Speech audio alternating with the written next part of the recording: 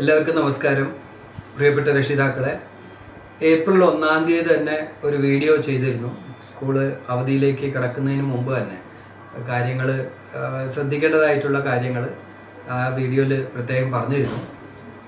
ഞങ്ങളുടെ കുഞ്ഞുങ്ങളെ ഭദ്രമായി തിരിച്ച് നിങ്ങളെ ഏൽപ്പിക്കുക എന്ന രീതിയിൽ ഒരു വീഡിയോ ആണ് അതിൽ ചെയ്തിരുന്നത്. എല്ലാവരും കേട്ട് കാണുമല്ലോ. പ്രത്യേകിച്ച് ഈ വെക്കേഷൻ സമയത്ത് എന്തൊക്കെയാണ് കുട്ടികൾ, നമ്മൾ രക്ഷിതാക്കൾ എന്തൊക്കെയാണ് ശ്രദ്ധിക്കേണ്ടത്, കുട്ടികൾ ഏതെല്ലാം കാര്യങ്ങളിലാണ് ശ്രദ്ധ പുലർത്തേണ്ടത് എന്ന വിഷയത്തെക്കുറിച്ചാണ് അന്ന് സംസാരിച്ചിരുന്നത്. അപ്പോൾ പ്രത്യേകിച്ച് നമുക്ക് ആരോഗ്യത്തെക്കുറിച്ച്, അതുപോലെ തന്നെ കുട്ടികളുടെ മൊബൈൽ യൂസേജിനെ കുറിച്ചും ഒക്കെയാണ് അതിൽ സംസാരിച്ചിരുന്നത്. കൂടാതെ അവർ കൃത്യമായി എണീക്കലും അതുപോലെ കിടക്കുന്ന സമയവും ഭക്ഷണ രീതി എല്ലാം അതിൽ ഒരു നോട്ട്ബുക്കിൽ മെൻഷൻ ചെയ്യാനൊക്കെ പറഞ്ഞിരുന്നു. അപ്പോൾ അതെല്ലാം ഇനിയിപ്പോൾ ടീച്ചേഴ്സ് ചോദിക്കാൻ തുടങ്ങും. അപ്പോൾ അതെല്ലാം കൃത്യമായിട്ടുണ്ടാവും എന്ന് വിചാരിക്കുന്നു. അപ്പോൾ അതിനോടൊപ്പം ഇത് രണ്ടാമത്തെ വീഡിയോ ചെയ്യാൻ കാരണം, കുറേ കാര്യങ്ങൾ ഈ വെക്കേഷനിൽ പല കുട്ടികളുടെ ഇഷ്യൂസൊക്കെ നമ്മുടെ ശ്രദ്ധയിൽപ്പെടുമ്പോൾ നമുക്ക് വലിയ വേദന തോന്നുന്നുണ്ട്. അപ്പോൾ നമുക്ക് എപ്പോഴും കരുതലാണല്ലോ വേണ്ടത്. അപ്പോൾ എപ്പോഴും രക്ഷിതാക്കളോട് ഒരു ഓർമ്മപ്പെടുത്തൽ എന്ന രീതിയിൽ വീണ്ടും ഒരു വീഡിയോ ചെയ്യാമെന്ന് വിചാരിച്ചു. അപ്പോൾ അതിൽ പ്രത്യേകിച്ച് ഇപ്പോൾ പറയാനുള്ളത്, ഈ ഒരു സന്ദർഭത്തിൽ കുട്ടികൾ വീണ്ടും നമുക്ക് ഈ 24 മണിക്കൂറിൽ അവർ എങ്ങനെ പോയാലും ഒരു 8 മണിക്കൂർ ഉറങ്ങിയാലും ബാക്കി സമയമുണ്ട്. അപ്പോൾ ഈ സമയത്ത് 2 മണിക്കൂറെങ്കിലും കൃത്യമായിട്ട് അവർ പുസ്തകവുമായി ബന്ധപ്പെട്ടിട്ടുള്ള കാര്യങ്ങൾ അവർ ഒരു കണ്ടിന്യൂറ്റി വേണം. അപ്പോൾ അതിനുവേണ്ടി അവർ വായിക്കട്ടെ, പത്രം വായന അല്ലെങ്കിൽ കുഞ്ഞു പുസ്തകങ്ങൾ വായിക്കുക, അതുപോലത്തെ കാര്യങ്ങളൊക്കെ കണ്ടിന്യൂ ചെയ്യണം. കൂടാതെ എഴുത്തുമായി ബന്ധപ്പെട്ടിട്ട് കൃത്യമായിട്ട് അവർ ഹാൻഡ് റൈറ്റിംഗ് ഇമ്പ്രൂവ് ചെയ്യാനും, സ്വന്തമായി ചിന്തിച്ച് ഒരു വിഷയം കൊടുത്ത് അവർ എഴുതുക, അങ്ങനെയുള്ള കാര്യങ്ങളെല്ലാം ഒരു കണ്ടിന്യൂറ്റി ഒരു 2 മണിക്കൂർ എന്തായാലും രാവിലെയോ വൈകുന്നേരമോ കണ്ടെത്തണം. അത് നിർബന്ധമായിട്ട് രക്ഷിതാക്കൾ അവരോട് പറയുക കുട്ടികളോട്. അങ്ങനെ ചെയ്യാത്ത പക്ഷം ടീച്ചേഴ്സിനെ അറിയിക്കണം. അപ്പോൾ അതിനനുസരിച്ച് നമുക്ക് കുട്ടിയെ വിളിക്കുകയും സംസാരിക്കുകയും ഒക്കെ ചെയ്യാം. കുട്ടികളെല്ലാം അവർ കുട്ടികളാണല്ലോ, അവർക്ക് ഈ പറഞ്ഞ പോലെ ഇതിൻ്റെ ഒന്നും ഇമ്പോർട്ടൻസ് അവർക്ക് അറിയില്ല. അപ്പോൾ നമ്മുടെ ചുമതലയാണ് അവരെ അറിയിക്കുക, അവരെ ഈ ട്രാക്കിൽ തന്നെ നിർത്തുക എന്നുള്ളത്. അപ്പോൾ തീർച്ചയായിട്ടും ആ കാര്യം പ്രത്യേകം ശ്രദ്ധിക്കുക. കൂടാതെ നമുക്ക് ഈ മാത്തമാറ്റിക്സുമായി ബന്ധപ്പെട്ട് ഈ ടേബിൾസ് പഠിക്കുക എന്നുള്ളത് ഇമ്പോർട്ടൻ്റ് ആണ്. അത് 10ാം ക്ലാസ് വരെയുള്ള കുട്ടികൾ നിർബന്ധമായിട്ട് അത് പഠിക്കട്ടെ. അതുമായി ബന്ധപ്പെട്ട കാര്യങ്ങൾ നിരന്തരം ചെയ്യാനും ചൊല്ലി കേൾപ്പിക്കാനും ഒക്കെ ചെയ്യട്ടെ. അപ്പോൾ അതൊക്കെ കുറച്ചും കൂടി കോൺഫിഡൻസ് ആവും മാത്സിന്.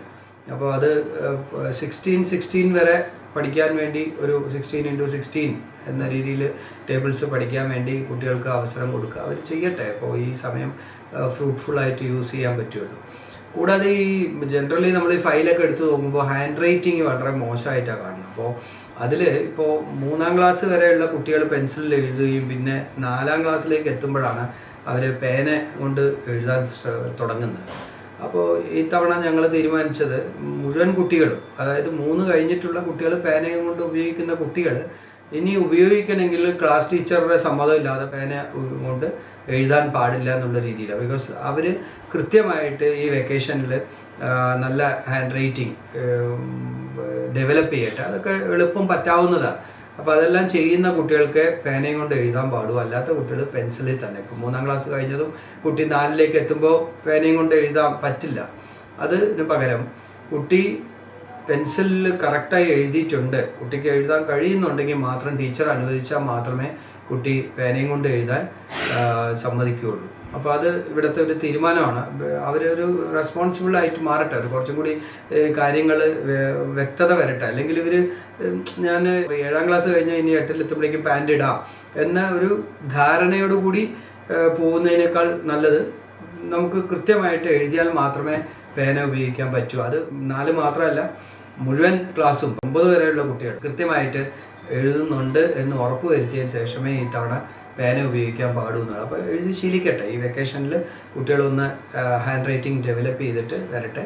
അപ്പോൾ ടീച്ചർ പറയുന്നു okay you can use pen എന്ന് പറഞ്ഞാൽ അവർ യൂസ് ചെയ്യട്ടെ. അപ്പോൾ അതാണ് ഇത്തവണത്തെ വേറൊരു തീരുമാനമുള്ളത്. പിന്നെ നമുക്ക് ഫിസിക്കൽ ആക്ടിവിറ്റീസ് മസ്റ്റായിരിക്കണം. അത് വൈകുന്നേരമോ അല്ലെങ്കിൽ ഏർലി മോർണിംഗ് ഒരു 2 hours എങ്ങനെയും ഒരു ഫിസിക്കൽ ആക്ടിവിറ്റീസ് ഏതെങ്കിലും ആക്ടിവിറ്റീസിൽ കുട്ടികളെ ഇൻവോൾവ് ചെയ്യണം, ഔട്ട്ഡോർ ആയിട്ടുള്ള ആക്ടിവിറ്റീസ്. അത് പറഞ്ഞ് ഈ 10 മണി അല്ലെങ്കിൽ അതിൻ്റെ ഇടയിൽ ഒരു 4 മണി വരെയുള്ള സമയത്ത് സൂര്യാഘാതം ഉണ്ടാകുന്നുണ്ട്. അപ്പോൾ സൺബേൺ വരാതിരിക്കാൻ വേണ്ടി ആ സമയത്ത് ഇറങ്ങരുത്. അല്ലാത്ത സമയത്ത് വൈകുന്നേരം അല്ലെങ്കിൽ ഏർലി മോർണിംഗ് ഈ ഫിസിക്കൽ ആക്ടിവിറ്റീസിൽ ഇൻവോൾവ് ചെയ്യട്ടെ. അത് റോഡിലൂടെയൊന്നും വേണ്ട, കളിസ്ഥലങ്ങളിൽ പ്ലേ ഗ്രൗണ്ടുകളിലൊക്കെ അത് നോക്കണം. അപ്പോൾ അത് രക്ഷിതാക്കൾ അതിന് പ്രത്യേകം ശ്രദ്ധിക്കുക. പിന്നെ വളരെ ഇമ്പോർട്ടൻ്റ് ആയിട്ടുള്ളൊരു കാര്യം പറയാനുള്ളത്, ഈ കുട്ടികൾ ഇപ്പോൾ സംഘം ചേർന്ന് പോകുന്നത് കഴിഞ്ഞ വീഡിയോയിൽ ഞാൻ പറഞ്ഞിരുന്നു. അപ്പോൾ അതിൽ റെസ്പോൺസിബിൾ ആയിട്ടുള്ള ഒരു പാരൻ്റ് ഇല്ലാതെ ഒരു കാരണവശാൽ ഇപ്പോൾ ഗേൾസ് ആയാലും ഒരുമിച്ച് അവർ പല സ്ഥലങ്ങളിൽ പോകുന്നതായിട്ട് കാണുന്നുണ്ട്, ശ്രദ്ധയപ്പെടുന്നുണ്ട്. ബോയ്സും അതേപോലെ തന്നെ. അപ്പോൾ ഇതൊക്കെ റിസ്ക്കാണ്.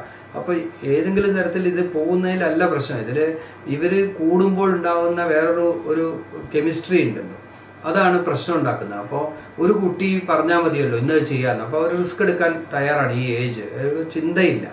അതുകൊണ്ടാണല്ലോ എത്ര അപകടങ്ങളാണെന്ന് പത്രം തുറന്നു കഴിഞ്ഞാൽ നമുക്ക് ഒത്തിരി അപകടങ്ങൾ കണ്ടുകൊണ്ടേയിരിക്കുകയാണ്. അപ്പോൾ ഇതെല്ലാം വിളിച്ച് വരുത്താതിരിക്കാൻ നമ്മുടെ ശ്രദ്ധ വേണം.